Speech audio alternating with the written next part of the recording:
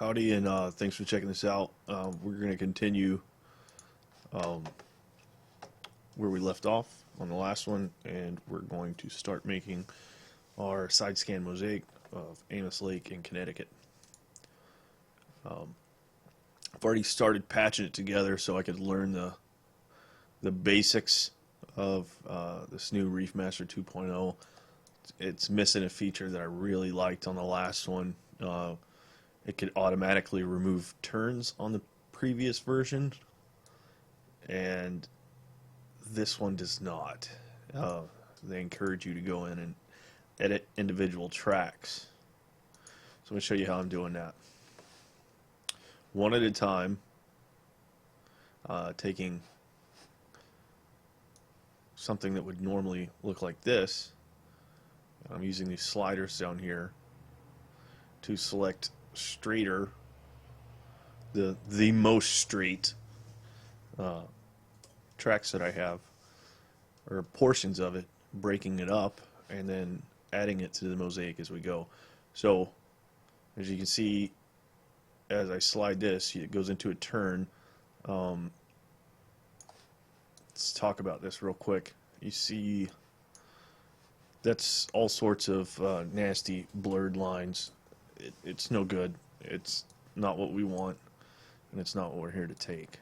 Kind of stress the importance of trying to get a. You're going to have to turn at the end of the lake.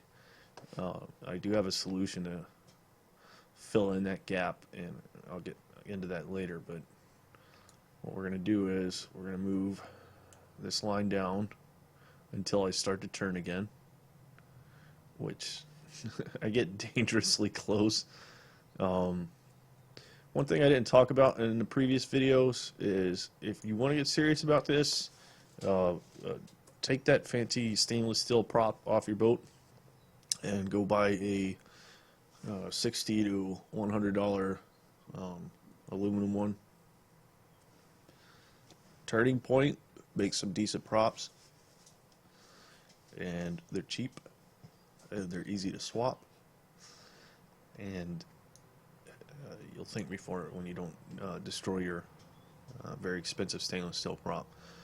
Anyway, so I've taken this one track, edited down into one portion of the track that's somewhat straight. I can come in here and the side scan that you see on the screen is, there's a term they like to use, which is swath. Basically, the entire image you got. You can adjust your swath from the water column. We can remove water column completely and import it like that. I've already done that on one section because I had really bad data inside. Well, you're not going to get imaging in the water column, but the way this new program puts it all together, this one just did not look good. So I have this one portion of a single track that I went ahead and took out the water column, as well as in this area. I've got some bends in here. I'm not happy about them, but what we talked about earlier was this fighting the wind. So how do I avoid missing gaps in the water column?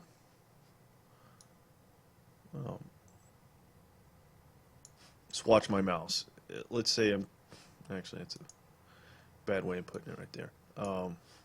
You're driving your boat along, trying to go as straight as you can, and in my instance, I'm looking out 125 feet to the left and the right.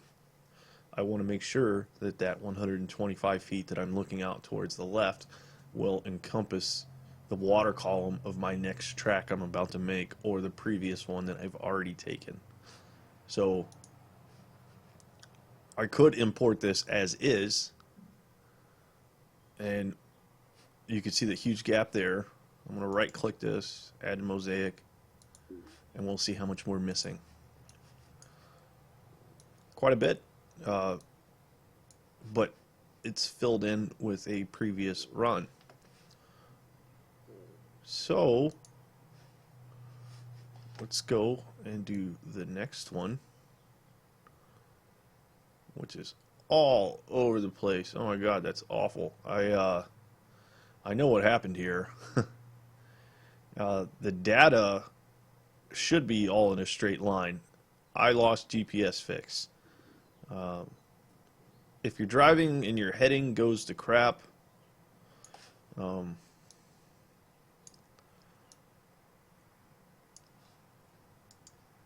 you've lost GPS fix. That happens on occasion. I'll go ahead and bring that in with the water column. It gets so shallow in here that there is some good data to bring in.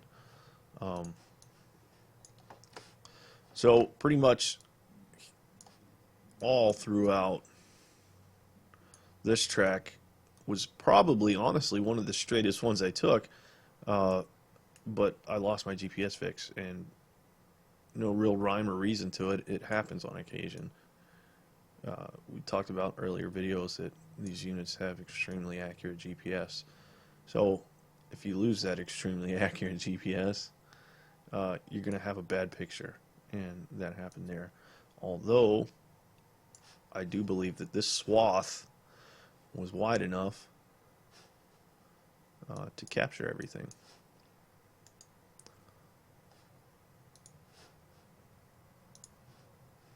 And there we go, bingo. So I did miss one pass through here, so you're going to lose some detail in your mosaic. Also, kind of depending on which way you go over a track and this and that, some things may tend to appear overlapped when they're not. It's just part of the game. It's pretty neat. This is that one area in the previous episode where right about here were gazillions of bait fish and bass feeding off of them. One neat thing to note is right here and right here are two enormous logs. I know what you're thinking, it doesn't look like a log, but spend enough time with this, you'll realize that these are definitely trees that fell in the water, and you can see the shadow. We'll measure how long they are. We'll see if it comes into 75 foot.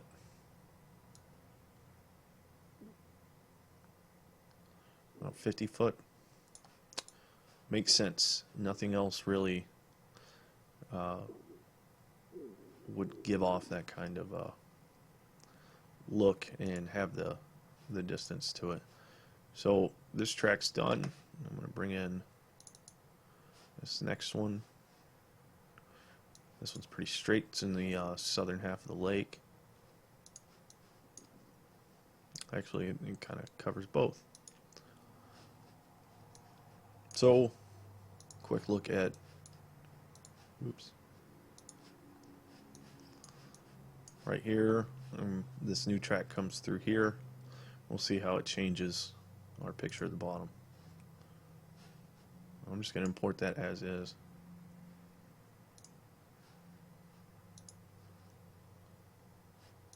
Didn't change a whole lot, but it did smooth up this area. This is kind of an interesting feature, and as we get some more passes in here, we'll see exactly what's going on.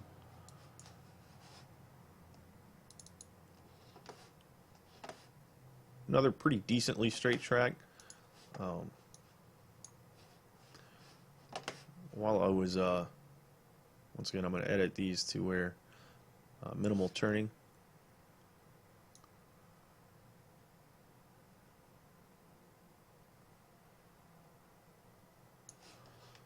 This isn't right in this area where it looks like I'm turning. It's not a turn.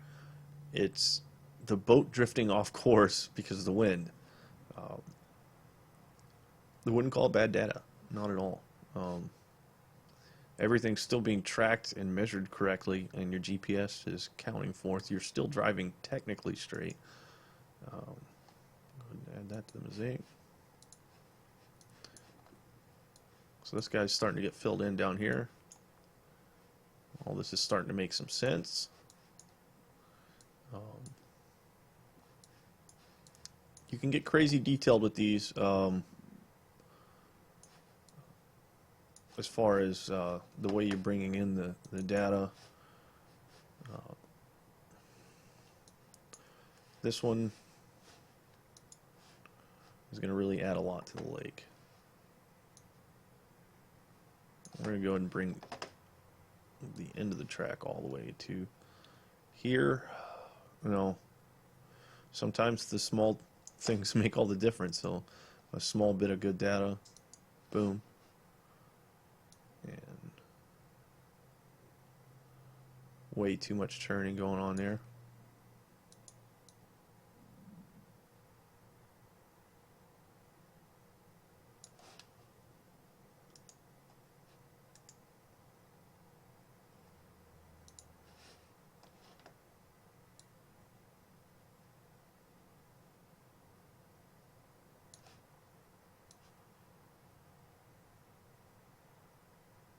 Not too bad of a turn.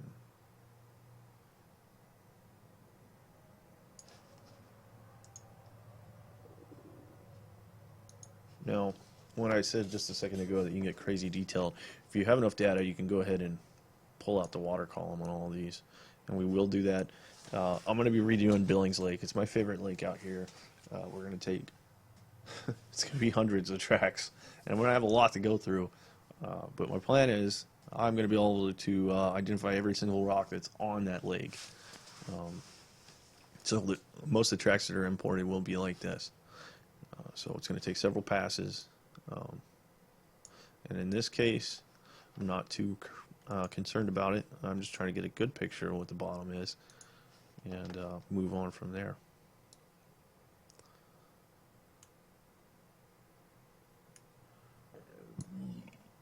Ooh, excuse me. A lot of turning in that one. I know I already have some data in that area, so I'm just going to forget about it. Forget about it.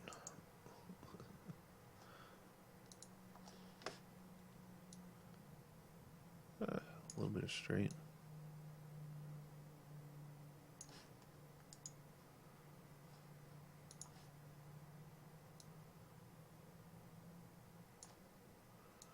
I saw some kind of thing similar to the auto chart bit that was like automatic Sidescan mosaics. Yeah, it's not a thing. Never, as of now, it's not a thing. And man, these guys, they will say anything to sell something.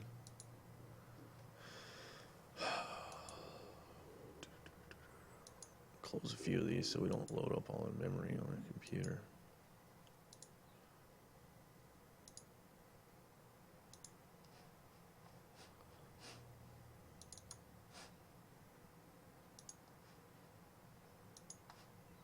Now this one I'm going to put to the side.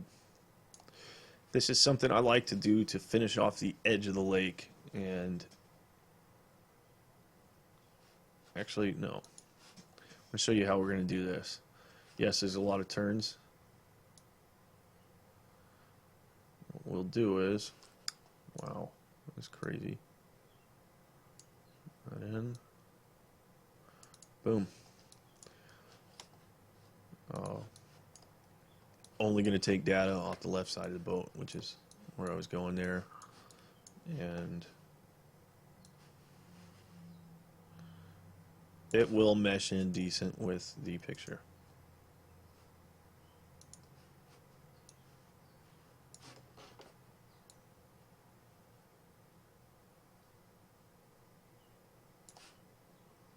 So I'm not throwing anything from the right side of the boat to screw up the picture, but I'm giving myself an idea as well what's on the left side of the boat, which is all facing the shoreline. So it's kind of a trick. It's not necessarily brilliant or the best data, but it will give me an idea of bottom type and some kind of strange feature like this right here. Huge rock, some kind of rock structure, and probably some fish in there.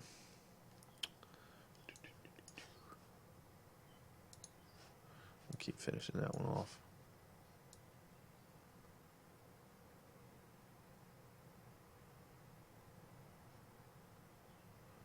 Call it done. Right about there.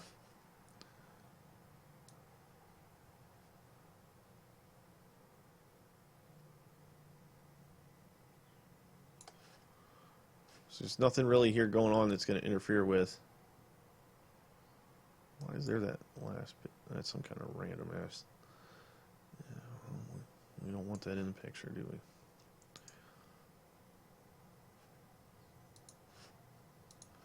So, it's starting to put itself together.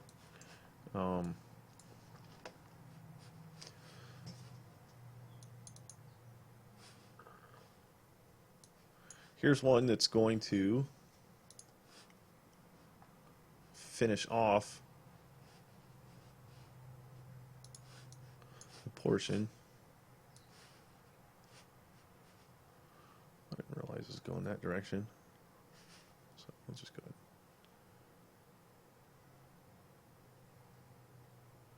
Decently straight, not the best. I'm gonna stop it right there.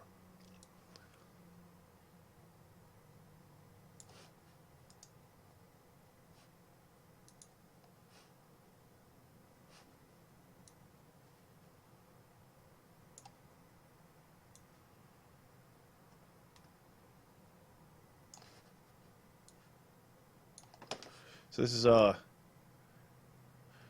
of like making a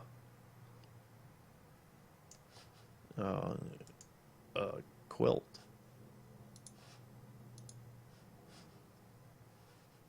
So I know now that I'm almost for certain that I am not going to have imaging data in this section of the lake. That's fine. Not too concerned about it, but we did hit a good portion of it.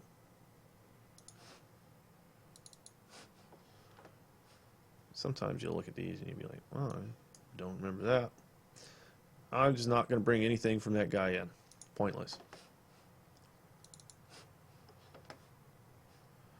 So here's one of the better deals right here.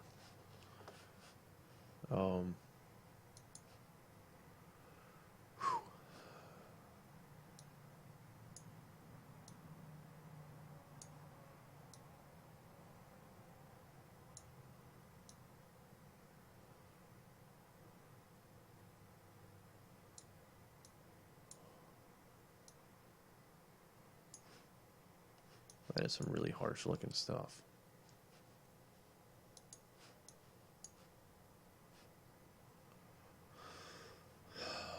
Noise reduction 1.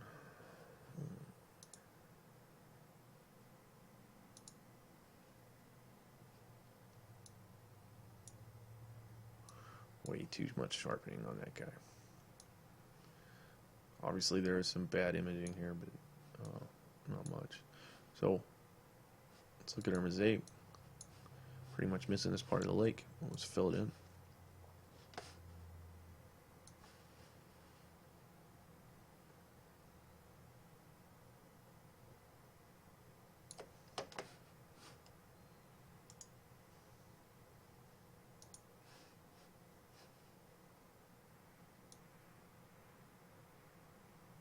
As you can see, the portions that are missing in the water column are getting filled here.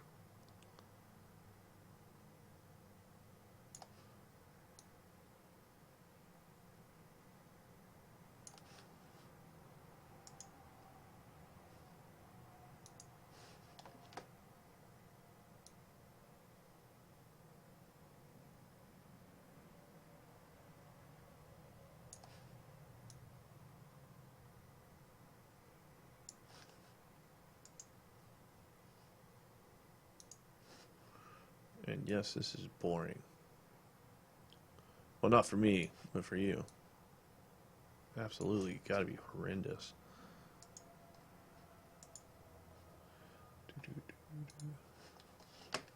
And I'll stop the video at the end of this, and when I do the next video, I'll have do the intro of the final product, so I'm not boring you with sitting around and importing tracks.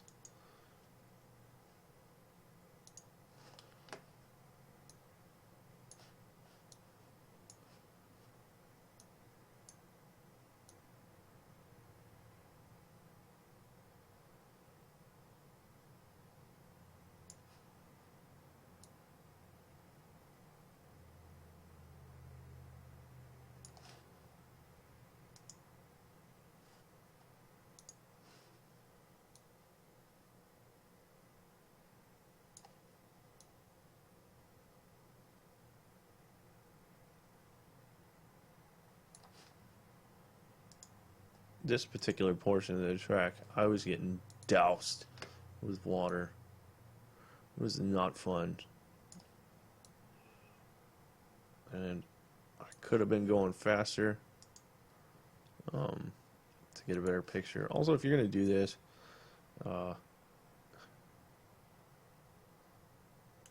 slow down. And you know what? There is the missing portion of our little puzzle piece over here. This guy. I am interested to see what this looks like when it's put together. Boom. So this is a rocky hard bottom that just extends out, and this is definitely like a sandy area here. Wow, it's really neat. Something never knew was there. There's a large kind of rock bit. Another rock portion there. Definitely rock, maybe some hard bottom with a couple small rocks on it, bouncing around the whole map. Anyways, almost done with this last bit. See where it gets us. Pretty decently straight, but good enough for government work. And it's going to fill in a lot of what is going on. And this is a really interesting feature.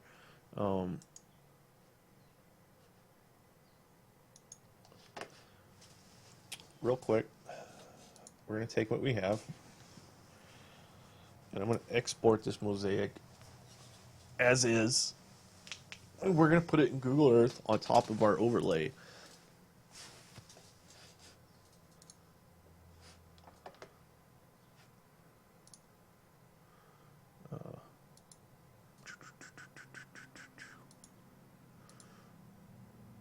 Yep, this guy.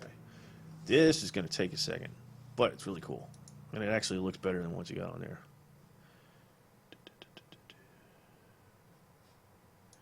Anyways, like, what's going on here? There we go.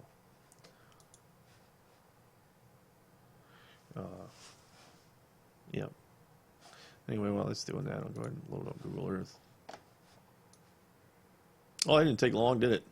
Oh, no, that's the old one.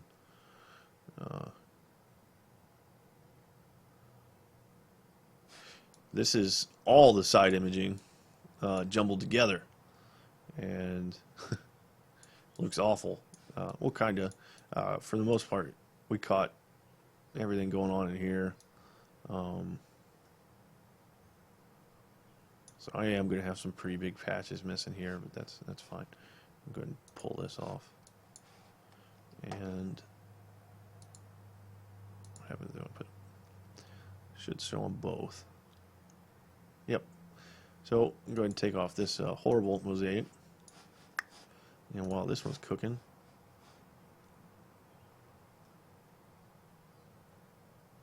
yeah, it's going to take a minute. Yeah, well, we'll end the video with it, so you want to stick around for a second.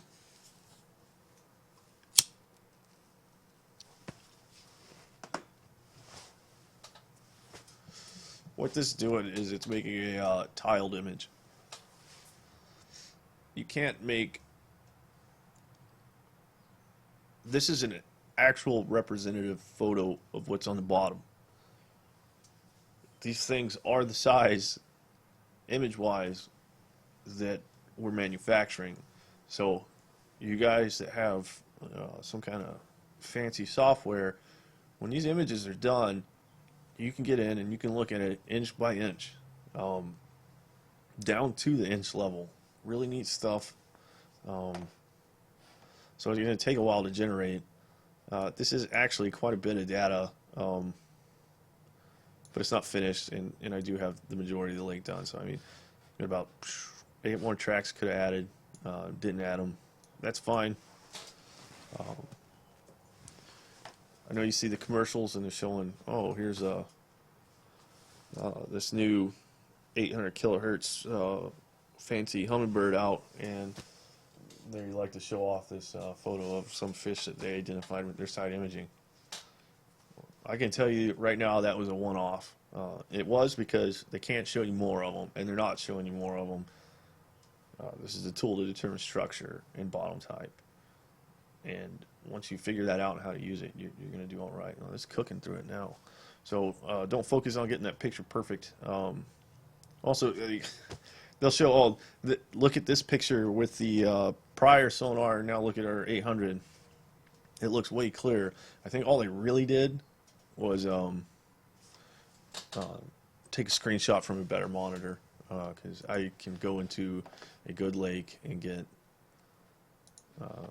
just as good of a picture with what I got.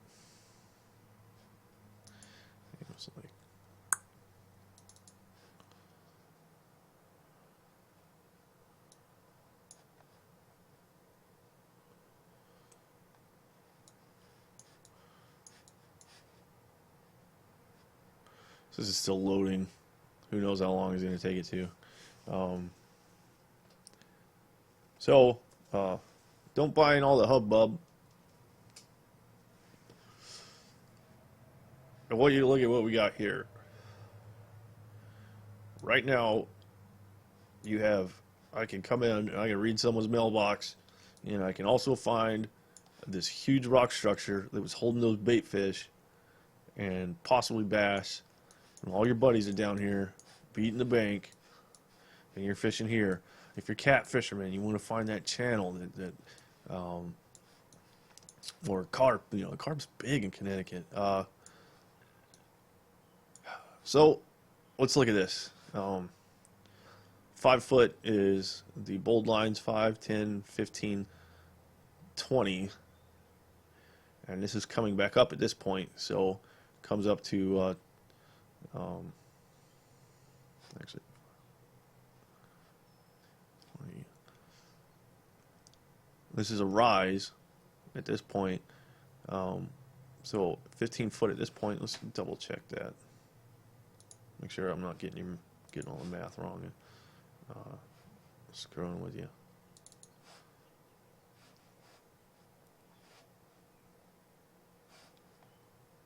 Nope. That's good. Let's take a look at the 3D view. There is a way, pretty sure, to get these into Google Earth in 3D. I think I did it with the last one. So at this point, on your contour map, we have 5, 10, 15, and 20, and 19, 18, 17, 16 foot point right here with 20 around it. And if you're just fishing and you're just using your contour map, you're like, well, that doesn't necessarily mean there's bass there.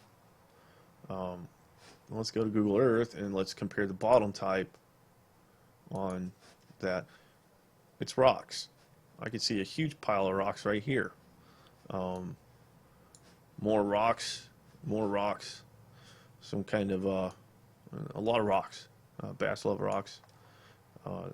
Probably some vegetation on this as well. Kind of wavy, sandy bottom around the rocks. No gigantic rocks in here. Not like over here. But they're definitely there. No logs like we found over here. See here, here. A couple big rocks right there. Anyway, I know I probably rambled on, but I showed you the basics of making a side imaging mosaic. I'm going to continue to finish it, and I'll show you the finished product on the next video. Here's how I went over just real quickly on how to compare everything and put it all on Google Earth. And I don't know if you'd want to load this file into your cell phone, but some of you deep sea fishermen don't have any problem bringing your laptops underway with you, and you'll be able to read this stuff on the fly. So the Reefmaster also allows live sonar viewing and recording I don't have the kind of rig for that. Anyways, in this, I work with a great group of guys, Adapt Outdoors LLC. They got a website, adaptoutdoorsllc.org. We take disabled individuals and disabled veterans out fishing. Good stuff. Running a huge program, helping a lot of people, and it's not a one-off thing where we do one day out of the year. We're doing this multiple times a year, and we allow them to come out with their families and help build a bond and get kind of past some issues that they may be having, and learn that they're capable of doing some things that they weren't aware of. So anyways, have a good one, and if you have any questions, feel free to hit me up. I'll always answer them. Thank you.